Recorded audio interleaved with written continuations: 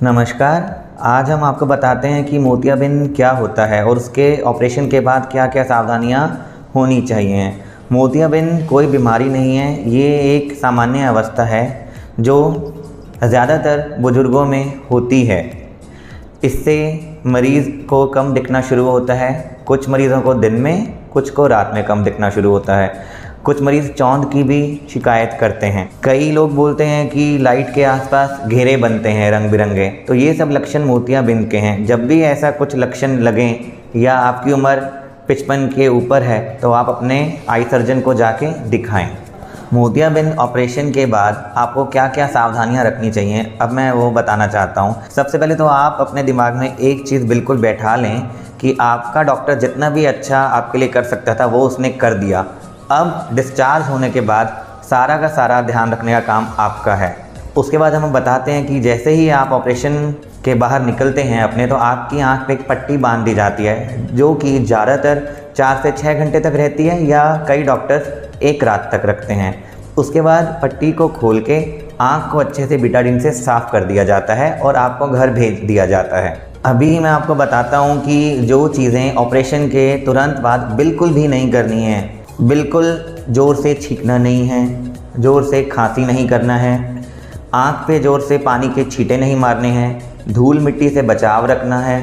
अगर कोई इंसान को तैरने का शौक़ है या जो स्विमर्स हैं उनको स्विमिंग नहीं करनी है, चोट लगने का ध्यान रखना है। ये शुरू का 1 हफ़्ता बहुत क्रूशियल होता है किसी भी मरीज़ के लिए। कई पेशेंट हमारे पास शुरू के 6 से 7 दिन बाद आते हैं और बोलते हैं कि डॉक्टर साहब अब क्या क्या परहेज़ रखना है और क्या क्या हम कर सकते हैं।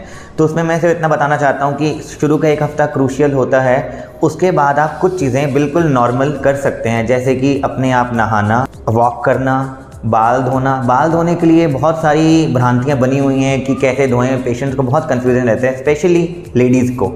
तो उसमें हम बताते हैं, एक वर्ड होता है सैलून स्टाइल। जैसा कि हम कभी सैलून पर जाते हैं तो वहाँ हमारे बाल धोए जाते हैं, तो पेशेंट को हमें यही समझाना है, स्पेशली लेडी पेशेंट्स को, कि जिस तरह सैलून पे गर्दन को पीछे करके बाल धोए जाते हैं या कोई और आपके बाल धोता है, वैसे ही आपको घर पे करना है।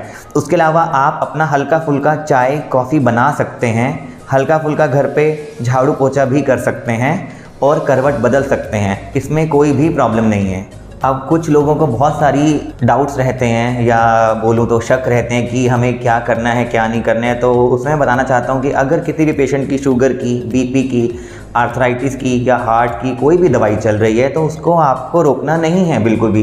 वो दवाइयाँ बिल्कुल साथ साथ डेली बेसिस पे चलेंगी। उसके अलावा पेशेंट अपना खाना पीना बिल्कुल नॉर्मल कर सकता है। आई सर्जरी का खाने पीने से कोई भी संबंध नहीं है। पेशेंट को जो मन है वो खा सकता है। अब है ड्राइविंग की बात। कुछ लोग जो वर्किंग होते हैं उनको बहुत ज़्यादा कन्फ्यूजन होता है कि ड्राइविंग कब करनी है शुरू और कब नहीं करनी है। तो मैं बताना चाहता हूं कि अगर कोई पेशेंट कार चलाते हैं तो वो 7 दिन बाद अपना ड्राइव करना शुरू कर सकते हैं, और अगर पेशेंट बाइक या स्कूटर चलाते हैं तो वो कम से कम 3 हफ्ते बाद अपना ड्राइव करना शुरू कर सकते हैं। अब सबसे ज़्यादा इम्पॉर्टेंट है कि आँख में दवाई कैसे डालनी है। तो पेशेंट को हम ये बताते हैं कि सबसे पहले जो भी दवाई डालेगा इंसान, पेशेंट का अटेंडेंट जो भी है, उसको सबसे पहले साबुन से बहुत अच्छे से हाथ धोने हैं। उसके बाद पेशेंट की नीचे वाली पलक को नीचे करके एक पॉकेट बनानी है। उसके अंदर सिर्फ हम 1 ड्रॉप डालेंगे किसी भी दवाई का, और दूसरी दवाई कम से कम 5 से 10 मिनट बाद डालेंगे। कई पेशेंट्स एक की जगह 2-2, 3-3 ड्रॉप डाल देते हैं, वो बिल्कुल गलत है। वो इसलिए कि एक तो आँख की दवाइयाँ थोड़ी सी महंगी आती हैं, दूसरी बात जो आँख की 1 ड्रॉप होती है उसमें भी सिर्फ 1 हिस्सा काम आता है, 9 हिस्से उसके वेस्ट चले जाते हैं क्योंकि इतनी हमारी आँख को ज़रूरत नहीं होती है। तो कोई पेशेंट अगर दूसरी या तीसरी ड्रॉप डाल रहा है तो वो तो बिल्कुल ही वेस्ट है, उसको नहीं डालना चाहिए। उसके अलावा पेशेंट को अपना सारा जो बताया है वो ध्यान रखें। जब जब डॉक्टर ने फॉलोअप पे बुलाया है रेगुलर फॉलोअप पे आएँ।